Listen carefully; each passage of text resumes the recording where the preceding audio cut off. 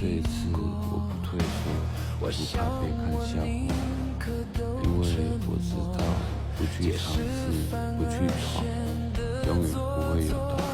下定决心的这一刻，我选择前进，而不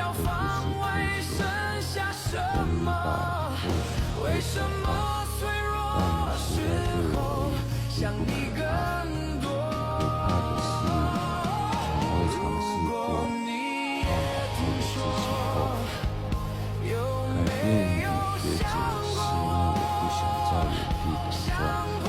将蓝图转化为现实，并不是冲动，而是相信之后，我都能选择让梦想前进。